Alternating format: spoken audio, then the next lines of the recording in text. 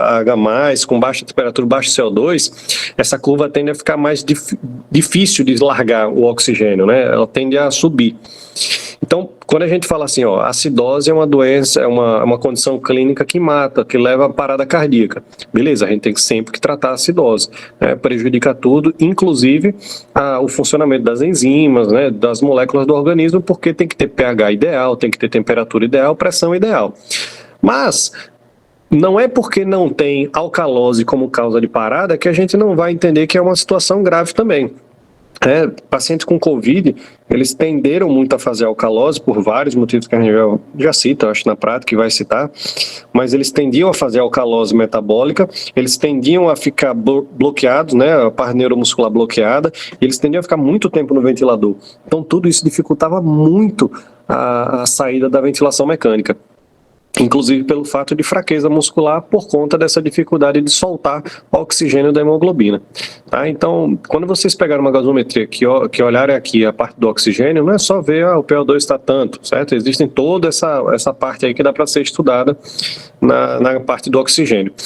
E aí uma coisa bem interessante é que por volta de 60 de PO2 a gente tem uma saturação habitual ali em torno de 90%. Então se eu olho para o oxímetro do paciente e eu vejo 90%, eu subentendo que a PO2 desse meu paciente está em 60%. Como a saturação das hemoglobinas só vai até 100, se eu jogar mais e mais oxigênio para eles e todas elas estiverem saturadas, essa parte horizontal do gráfico vai ali para 80, 100, 200 e não vai mudar em nada porque as hemoglobinas já estão saturadas, né? Só vai sobrar oxigênio dentro do vaso. Além disso, a gente tem aqui uma curva de VO2 e DO2, certo? O VO2 entenda como se fosse a vontade do tecido de pegar esse oxigênio. E o DO2 é o delivery, né, de oxigênio, é a entrega do oxigênio. Então vamos entender essa curva da direita para a esquerda, certo? A minha taxa de extração tecidual do oxigênio, vamos dizer que uma situação mais grave, um paciente mais crítico, ela tende a subir, né? Um paciente entrou em choque, tá caindo CO2, ou tá caindo oxigênio lá, o fornecimento, o tecido fica viçando por oxigênio, então ele tende a subir a extração de CO2, de oxigênio. O meu delivery tende a aumentar e a minha vontade de oxigênio tende a aumentar também. Tá? Então, da direita para a esquerda, essa taxa de extração ela aumenta.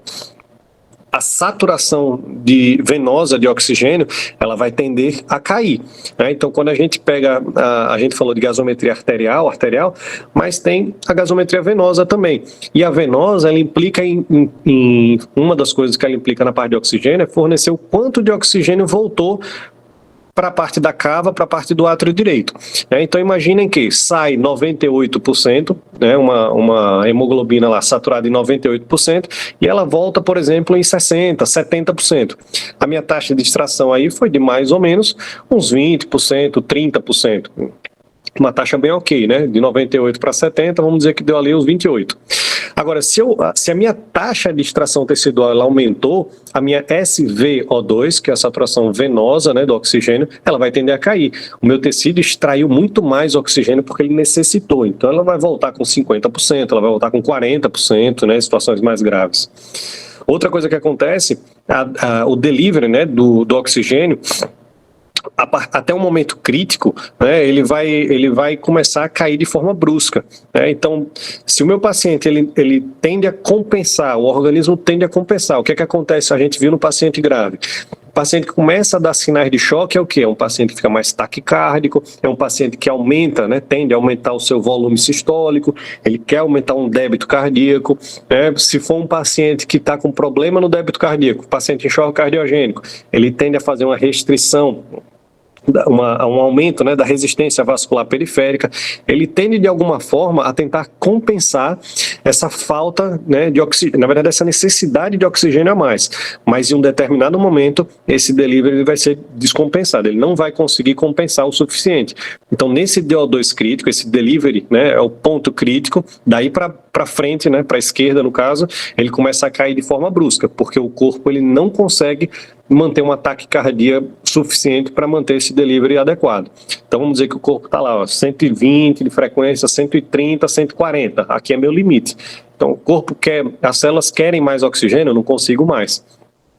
O lactato, nesse momento, o que é que acontece com o lactato? O lactato começa a subir, porque nesse momento crítico, o meu corpo, por não conseguir compensar mais essa vontade das células, a célula começa a trabalhar com o mecanismo anaeróbio.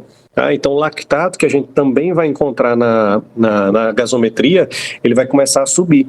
Então, esse paciente ele já começa a ser um paciente extremamente crítico, extremamente grave, porque o corpo não conseguiu suprir as necessidades, né?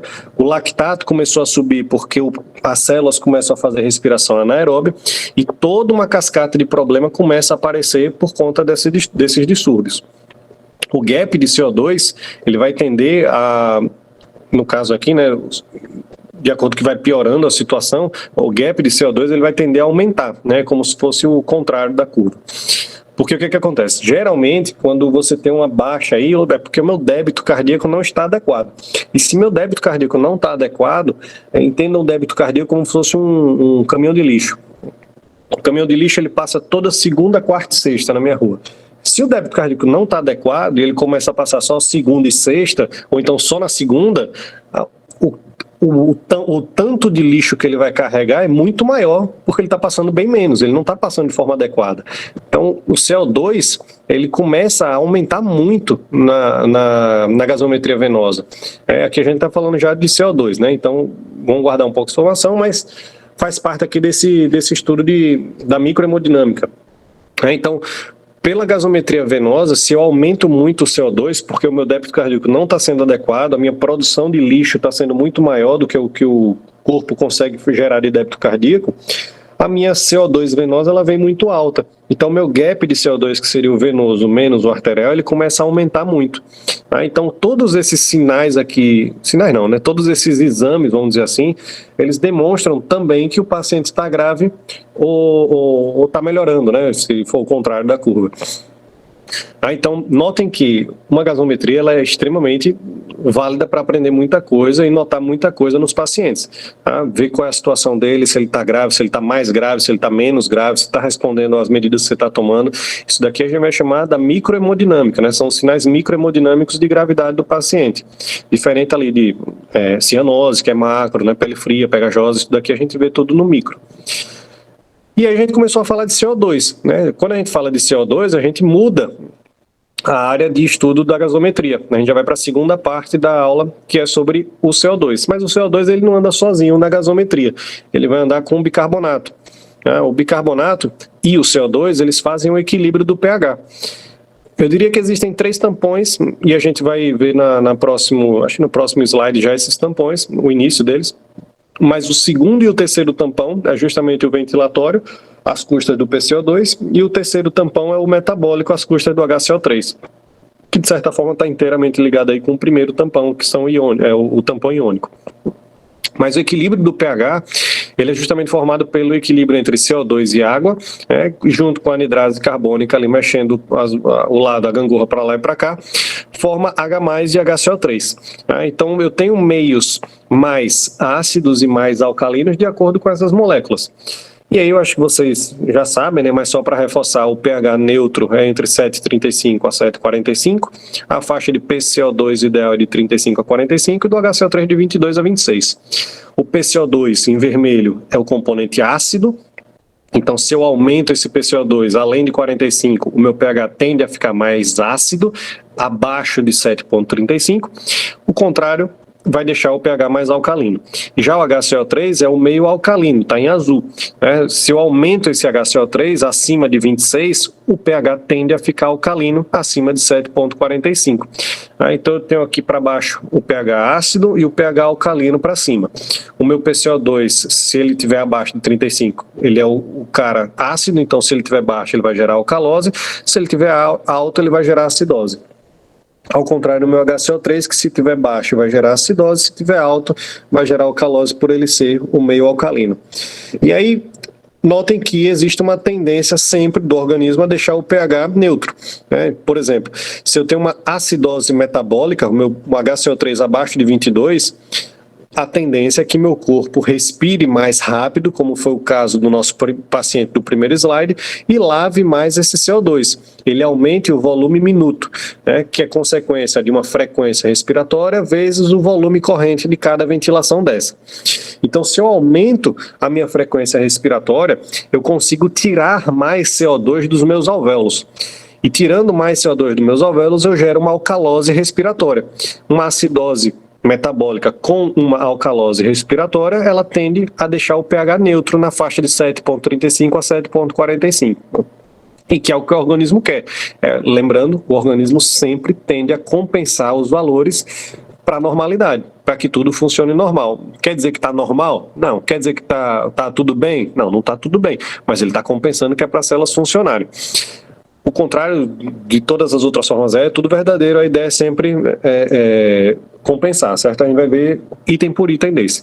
Mas o que eu quero que vocês se atentem já de agora é que, se eu tiver, como já aconteceu em algumas gasometrias da prática, se eu tiver, por exemplo, uma acidose metabólica e uma alcalose respiratória, como é que eu sei, excluindo a clínica, né, e a história do paciente, o que facilita muito se a gente souber direitinho, mas como é que eu sei quem veio primeiro, se foi a alcalose respiratória ou se foi a acidose metabólica? Isso daí a gente pode se perguntar, porque se os dois estiverem para baixo ou os dois estiverem para cima, o pH vai ficar neutro e você não sabe quem veio primeiro. Então a gente dá uma olhada no base excess, que significa excesso de base. O base excess gira em torno de -2 mais 2, alguns livros -3 mais 3. E como ele diz que é um excesso de base, se eu tenho muito base excess, indica que o paciente tinha uma alcalose anteriormente, né? Ele começou com uma alcalose. Se eu falto base, se tem uma necessidade por base, me sugere bastante aí que quem veio primeiro foi uma acidose e está faltando base, né? Essa alcalose respiratória é a forma compensatória. Então isso é importante para a gente entender até nos momentos de compensação quem veio primeiro, né? Mais ou menos o que é sugestivo da doença que a gente vai ter que tratar. Então vamos entender item por item desse aí, depois que a gente falar do equilíbrio iônico, que é o primeiro tampão que eu falei para vocês. O que é o equilíbrio iônico? O corpo tende a deixar sempre a mesma carga positiva igual à mesma a carga negativa. Quem que participa em maior quantidade das cargas positivas? Quem é que melhor representa? É o sódio, que tem em torno de 140, e aí bem menos o potássio. Da parte negativa, a gente tem o cloro, a gente tem o HCO3, menos, né, que faltou o menusinho dele ali, e a gente, no final ali, vai ter um anion gap. O que é um anion gap? É um espaço preenchido por vários ânions, né? A gente tem os cátions e os ânions. Esse espaço aí pequenininho é um espaço que tem vários ânions dentro dele. Dentre esses ânions, a gente encontra principalmente a albumina, né, que é uma coisa extremamente relevante para vocês entenderem lá na frente. Então guardem albumina nesse anion gap sendo bem representada. O que vocês têm que entender daqui? É que se eu aumento esse anion gap por algum motivo, tem que existir um equilíbrio dessas duas colunas, né? Se eu aumentar o anion gap e subir essa coluna em vermelho, ela vai ficar maior do que a azul. Então a tendência é que se eu aumentar o meu anion gap por qualquer motivo, o meu HCO3 ele vai ser consumido. E HCO3 consumido, reduzido, a gente acabou de ver que gera uma acidose metabólica. A gente interpreta isso com acidose metabólica.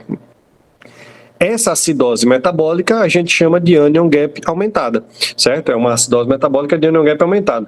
Quem é que gera uma acidose metabólica de anion gap aumentado? Qualquer situação que aumente a quantidade de ânions presentes aí nesse espaço. Quais são os ânions que podem aumentar aí? Pode ser um cetoácido na cetoacidose diabética, pode ser um ácido lático na sepse, certo? Pode ser, inclusive, a perda direta aí do HCO3 por uma reabsorção renal. Então, a insuficiência renal, ele perde a função de reabsorver HCO3 e aí o corpo tende a fazer um anion gap aumentado para suprir essa necessidade, tá?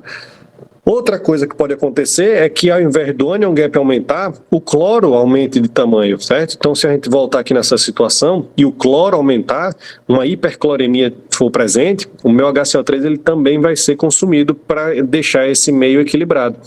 Só que aí a gente não tem uma acidose metabólica de anion gap aumentado, a gente tem uma acidose metabólica de anion gap normal, que é a situação da acidose metabólica hiperclorêmica. Então, quando a gente, por exemplo, faz muito soro fisiológico, né, que não é fisiológico, com 154 mEq de cloro presente nele, a gente está dando muito mais mEq do que o nosso corpo tem de basal, que é em torno de 90. Então, se, por exemplo, um organismo que tem 6 a 7 litros de sangue, né, de fluido, e eu empurrar 6 a 7 litros de soro fisiológico, eu vou tender a equilibrar isso daí na metade. Qual é a metade? 90 e 154. Alô, engenheiros. Deve ser por volta ali dos 125. Então, meu cloro ele vai tender a ficar em 125, uma vez que eu misturei dois volumes iguais com concentrações diferentes. Isso daí gera uma acidose metabólica hiperclorêmica grave, né? Da repercussão, inclusive. Então, a tendência do organismo é sempre deixar o equilíbrio iônico, né, funcionando de forma ideal. E, para isso, ele usa o consumo do HCO3, principalmente para equilibrar. E consumir HCO3 implica em acidose metabólica, que a gente já viu. Então, a gente vai ver, né, que a gente acabou de falar da acidose metabólica, a gente falou em hipercloremia, a gente falou em sepse, a gente falou em cetoacidose diabética, a gente falou em insuficiência renal. Muito fácil, essa daí, depois de ter explicado isso. Agora, o que é que pode causar? Antes de passar para a próxima, eu quero que vocês gravem isso na cabeça como se fosse cair na prova. Ó a dica. Toda vez que achar acidose metabólica, a gente tem que pensar e tem que descartar sepse, cetoacidose diabética e insuficiência renal. Existem outras causas de acidose metabólica, mas essas são de longe as principais. Então, assim, 90% dos casos vocês vão acertar, caso vocês lembrem disso daí. Outra causa importante, que eu acho que vai aparecer, é a hipercalemia, certo? Muito potássio. A acidose metabólica, né, ela anda junto com o potássio alto. Deixa eu passar aqui antes para vocês não se perderem. O potássio, lá na parte distal do néfron, ele é trocado para reabsorver sódio. Então, tem uma célulazinha lá no néfron que ele reabsorve sódio e joga para fora potássio. Ou ele joga para fora potássio, ou ele joga para fora hidrogênio. Então, a partir do momento que eu tenho uma acidose vigente, eu tenho muito hidrogênio vigente, a tendência é que ele jogue para fora quem? O hidrogênio, né? Eu tenho muito, então vou deixar meu potássio quieto aqui e vou começar a jogar para fora hidrogênio. Só que aí o potássio começa a acumular. Então, da mesma forma que o potássio acumula numa situação de acidose, o hidrogênio também acumula numa situação de hipercalemia. Se eu tenho muito potássio, a tendência é que ele jogue para fora o potássio e fica acumulando hidrogênio. Então, a acidose metabólica e a hipercalemia, elas andam juntas como causa ou consequência uma da outra. Assim como na alcalose metabólica, é só raciocinar ao contrário e entender que a alcalose metabólica e hipocalemia, elas andam juntas como causa e consequência uma da outra. Então, hipocalemia é uma causa de alcalose metabólica. Então, toda vez que vocês encontrarem uma alcalose metabólica no paciente, já olha um pouco mais para baixo na gasometria e vê quanto está o potássio. Pô, o potássio veio de 3, veio de, 3,2. Eu não costumo confiar tanto na gaso, uma vez que às vezes o aparelho não está tão calibrado para os eletrólitos. Às vezes a heparina que a gente utilizou, ela é potássica, ela é sódica. Às vezes vem com lesão de vaso, endotelial. Então, assim, eu não costumo bater o martelo, né, no exame no exame dos eletrólitos da gasometria. Mas, veio 2,5. Com certeza esse potássio está baixo, certo? O potássio na gasometria veio de 8, veio de 6. Com certeza esse potássio está alto, né? A gente não precisa nem ter um negócio bem calibrado. Aí está desequilibrado ao extremo se tiver errado. E outra coisa que vai levar o paciente à alcalose metabólica, que a gente tem sempre que lembrar também, é a desidratação. Imagine que o paciente tem um rim ali funcionando a 1000 por hora para poder reter o máximo de água, de líquido, de sódio, tudo que for possível para manter o paciente mais compensado dessa falta de volume. Ele começa a reter também HCO3. Então, nessa parte que o corpo consome, começa a reabsorver tudo, ele reabsorve também o HCO3. Então, uma alcalose metabólica com HCO3 alto pode indicar uma desidratação também nos pacientes. Pulando um pouco para a parte respiratória, a gente tem uma acidose respiratória e a gente tem uma alcalose respiratória. A acidose respiratória vai acontecer no paciente que respira pouco, né? Um paciente que respira devagar, um paciente que respira com baixo volume corrente, que é aquele paciente torporoso, é um paciente que tem DPOC, ele não consegue respirar rápido pela dificuldade que ele tem de exalar o ar, ele não consegue colocar, né, o volume todo para fora, então ele demora para soltar o ar. E os pacientes que têm iatrogenia, olha lá nossa iatrogenia. Por que todo paciente que está sedado, acoplado ao ventilador, ele merece uma gasometria? Porque eu posso estar oferecendo um volume corrente baixo para ele, e ele pode desenvolver acidose respiratória por conta desse volume baixo que eu estou oferecendo. Da mesma forma que se eu ofereço um volume muito alto, né, uma frequência muito alta e consequentemente um volume minuto elevado demais, eu posso lavar demais esse CO2 e gerar uma alcalose respiratória. Então, iatrogenia também entra aí como causa de alcalose respiratória. Em UTI, além da iatrogenia, eu diria que dor e ansiedade eles estão extremamente ligados a essa patologia, né? Porque se o paciente está com dor, ele está ansioso, ele olha para os cantos, não sabe o que está acontecendo, ele está irritado, está brigando ali com o ventilador, ele começa a respirar mais rápido. E se ele começa a lavar mais, ele começa a respirar mais rápido, ele gera alcalose respiratória. A gente tem outras situações, TEP, gestação, né? Uma coisa mais fisiológica até. Alô, meu GOs, galera em peso aí de GO de 50 alunos, 55 a GO, né, gestação fisiológica, aí, a alcalose fisiológica das gestantes. Agora, uma coisa importante, a gente está falando aqui das causas primárias, certo? O paciente que pegamos lá no primeiro slide, a gente viu que ele tinha uma acidose, né, com 17 de HCO3, ele tinha uns 31 de PCO2, né, e o nosso pH estava 7,34. Um pH que está quase compensado, né? Se baixar mais um pouquinho ali o PCO2, ele compensa. E a gente teria que olhar para o base excess. Então, nesse paciente, como ele tem um pH baixo, eu sei que quem veio primeiro foi a acidose e a alcalose respiratória está ali para compensar. Esse slide, ele mostra as causas da injúria primária, certo? Do distúrbio primário. Então, aquele paciente, ou ele estava séptico, ou ele estava cetoacidose, ou ele estava com insuficiência renal. A alcalose respiratória dele era para compensar o pH, certo? Lembrar que se eu encontrar o paciente com o pH de 7,5 e um PCO2 de, sei lá, 20, né, esse paciente é o paciente que está fazendo alcalose respiratória, certo? Então, atentem que isso daí são as causas primárias. E eu não posso, prestem bem atenção nisso também, eu não posso usar o contrário, né? Por exemplo, uma acidose metabólica e eu quero fazer no paciente uma alcalose respiratória. Eu não posso fazer isso para tratar a acidose metabólica. Isso daí é uma forma de compensar. O que eu tenho que tratar são essas causas que estão aí em branco, tá? Eu tenho que tratar a causa principal para ele poder sumir aí do organismo. O que também não vale, né, jogar para o alto e dizer que é verdade, que eu não vou deixar, por exemplo, um paciente séptico que eu acabei de intubar com um volume minuto baixo. Eu posso deixar uma frequência maior para esse paciente, eu posso deixar um volume um pouco, né, mais arrojado para esse paciente, para ele respirar e fazer um volume minuto um pouco maior, que é para ele poder compensar de fato. A gente intuba o paciente que é para ele não cansar, mas a gente tem que manter de certa forma essa compensação, porque se eu, por exemplo, intubo o paciente com cetoacidose e eu tiro essa compensação do organismo dele, a acidose vai comer solto e o paciente morre antes de você fazer qualquer coisa. Mas não é a minha fonte de tratamento, né? Não é o tratamento primário.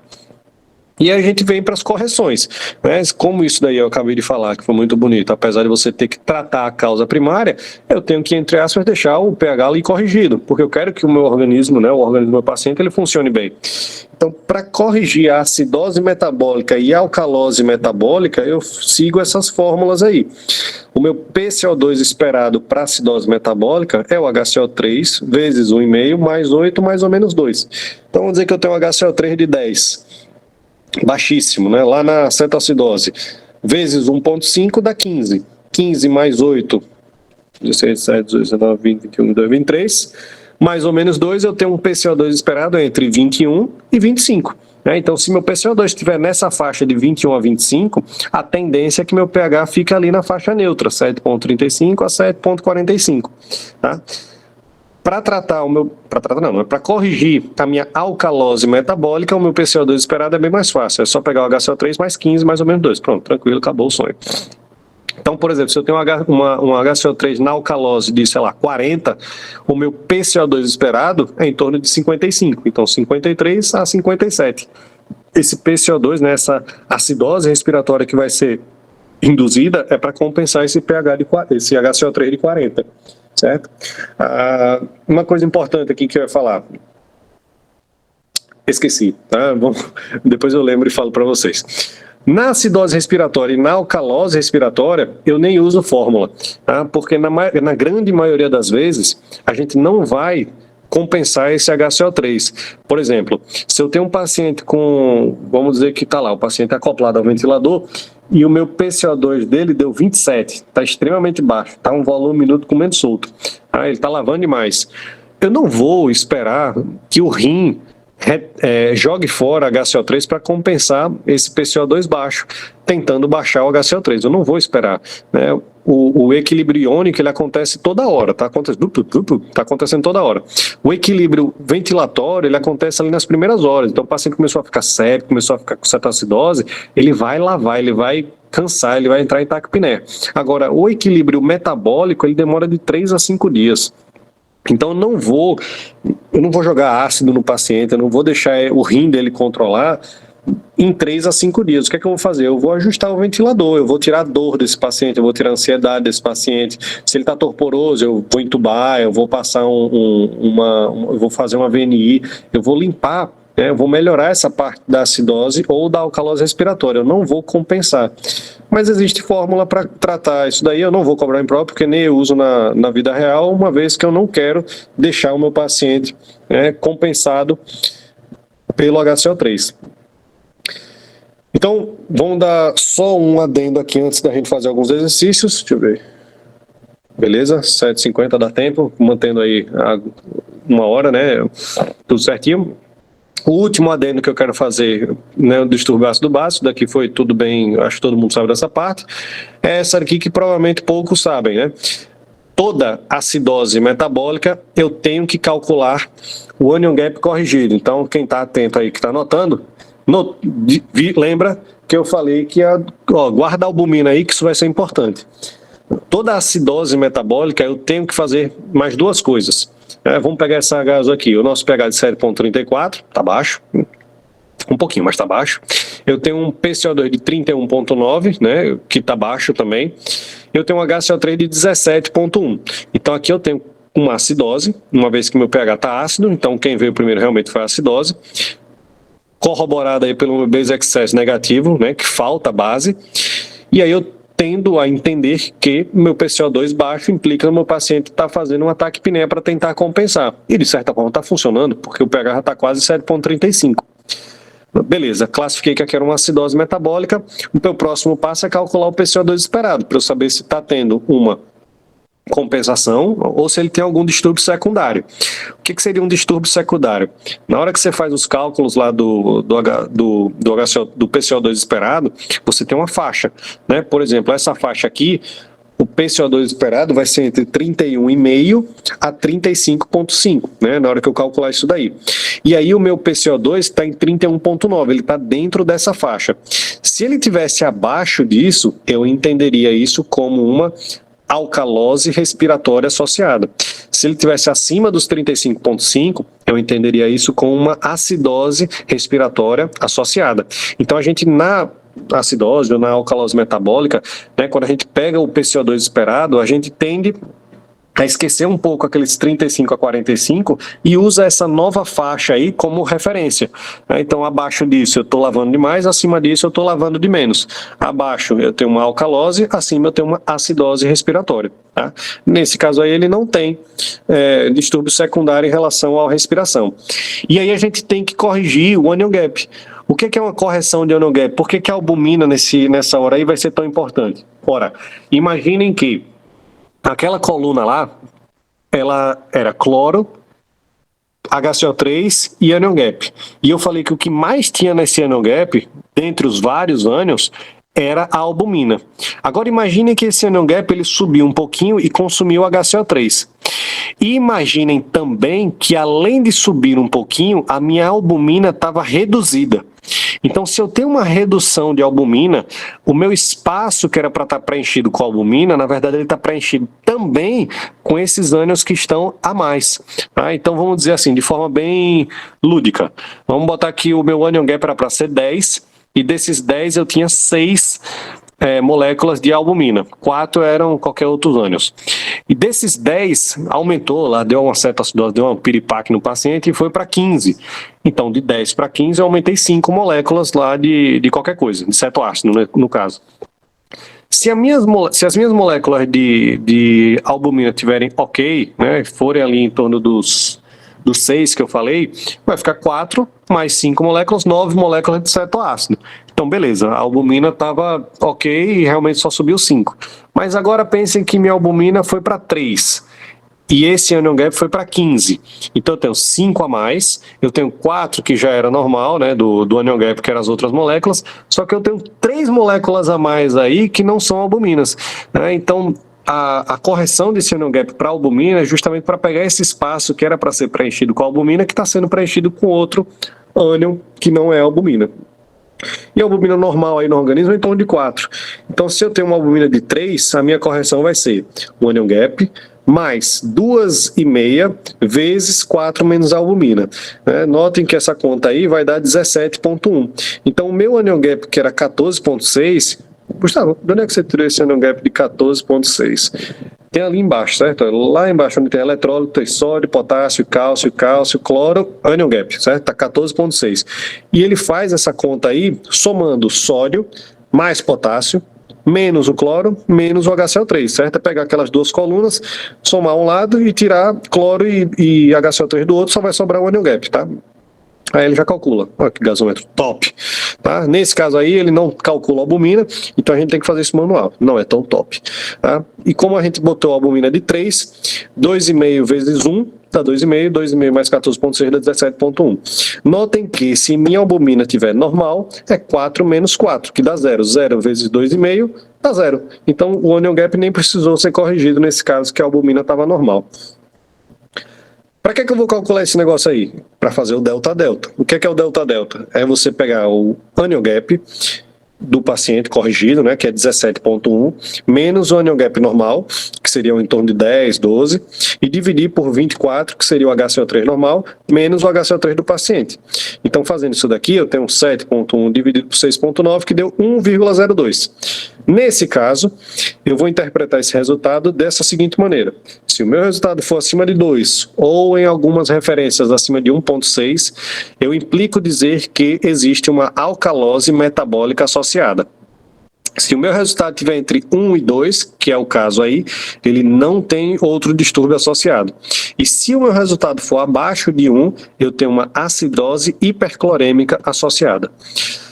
Isso daí é questão de prova. Vamos outro exemplo aqui, que esse ficou fácil, né? Esse daqui, ó, ele não teve nenhum distúrbio secundário, ela é literalmente uma acidose metabólica pura, certo? Vamos ver essa desgraça aqui, ó, 6,8 de pH, mais ácido que uma Coca-Cola, um veneno. PCO2 de 104 e HCO3 de 16,4. Um HCO3 muito baixo, um PCO2 estouradíssimo, que não precisa nem fazer conta para a gente saber que está com acidose mista, né, e um base excess menos 20. Será que está faltando base? Então, só a fim de curiosidade, né? Qual é o PCO2 esperado nesse paciente? É uma faixa entre 30,6 e 34,6. O PCO2 do paciente está apenas em 104, né? 3 vezes mais. Então, a gente consegue dizer que é uma acidose metabólica mais uma acidose respiratória, porque está muito maior do que a faixa esperada, e corrigindo a albumina para o anion gap aí que apareceu, né, vamos considerar a albumina de 4 mesmo, eu vou fazer 4 menos 4 dá 0, então não vou corrigir nada, o anion gap é de 29,6, já está alto o suficiente, né, para a gente não precisar nem corrigir. Fazendo aqui o delta-delta, eu vou dividir 29,6 menos 10, desculpa, eu vou reduzir, né? 29,6 menos 10 e vou dividir esse resultado por 24 menos o HCO3. Isso daqui vai dar um valor de 2,5, que vai me implicar em uma alcalose metabólica associada, porque essa divisão deu maior do que 2. Né? Se essa divisão fosse entre 1 a 2, não tinha outro distúrbio. Se fosse menor do que 1, ainda ia ter uma acidose hiperclorêmica associada. Tá? Então a gente consegue inferir que nessa gasometria eu tenho uma acidose metabólica primária, eu tenho uma acidose respiratória secundária, né? Ou enfim, pode ser até primária. Na verdade, as duas são primárias, né? Não existe secundário nisso. As duas são primárias porque é uma acidose mista, e eu tenho também uma alcalose metabólica associada, ou seja, o corpo está tentando corrigir de tal forma que ele já está fazendo uma alcalose metabólica para tentar compensar. Na verdade, ele não está compensando nada com a parte respiratória, né? Então, a parte metabólica dele já tende a tentar compensar essa parte tão ácida do sangue. Inclusive, assim, esse paciente está bem lascado, né? Se vocês verem, ó, a saturação dele 70%, a relação PF de 0,66, né? Então 66, a minha PO2 de 65,8, se a gente for lá para baixo, um lactato de 12,87, uma glicemia de quase 200 e FO2 de 100%, né? Esse paciente aí, ele morreu, óbvio. Então vamos treinar, certo? Para finalizar a aula, de forma bem rápida, durando aí apenas 8 minutos, a gente vai fazer esses resultados aí para a gente treinar, inclusive, ficar sabido aí, safo, nas gasometrias que vocês forem coletar na vida real. 7,15, acidose. PCO2 de 28, HCO3 de 12. Então, não preciso raciocinar em cima do base excess, uma vez que meu pH está baixo, ele está ácido. Quem é ácido é um PCO2 baixo ou um HCO3 baixo? É um HCO3 baixo, né? Então, isso daqui é claramente uma acidose metabólica. Se a gente for fazer, eu não fiz a conta, mas dá para fazer a conta, 12 vezes 1,5 dá 18, 18 mais 8 dá 26. Né? Então o PCO2 ele tende a ficar aí na faixa normal, não sei por que essa gasometria não está compensada. Na verdade foi eu que inventei esse número, então é por isso. Essa segunda, 7,48. Só recapitulando aqui, qual é a causa dessa daí? Pode ser cetoacidose diabética, olha os cupons aí. Pode ser cetoacidose diabética, pode ser sepse, pode ser insuficiência renal, pode ser hipercalemia, certo? As principais. Próximo agaso, 7,48, um pH ali na faixa um pouco acima do normal, então tendendo a uma alcalose. Um PCO2 de 26, um PCO2 baixo, né? Corrobora aí uma alcalose respiratória, e um HCO3 de 23, uma faixa normal, entre 22 e 26. Então, qual é o nosso problema aqui? É uma alcalose respiratória. Qual é a causa principal de alcalose respiratória? Né? As causas. Pode ser um paciente que tem dor, um paciente que está ansioso, um paciente que está sedado, acoplado ao ventilador com um volume minuto muito alto, então uma iatrogenia. Pode ser gestante, a galera vai à loucura, e pode ser aí um TEP perdido, mas geralmente não é, tá? 7,37, eu tenho aqui um pH normal, PCO2 de 50, muito alto, e um HCO3 de 34, muito alto. Os dois tendendo a aumentar não, tendendo a parte superior. Então, quem veio primeiro? A acidose respiratória ou a alcalose metabólica? A gente vai dar uma olhada e pedir ajuda para o base excess. Nesse caso aí, o base excess está negativo. Então, quem veio primeiro foi a parte ácida, está faltando ácido, ou está faltando base. Então a gente tem uma acidose respiratória compensada.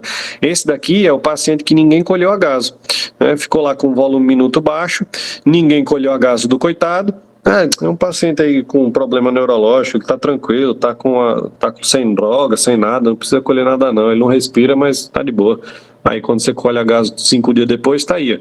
Por quê? Porque deu tempo da parte renal compensar.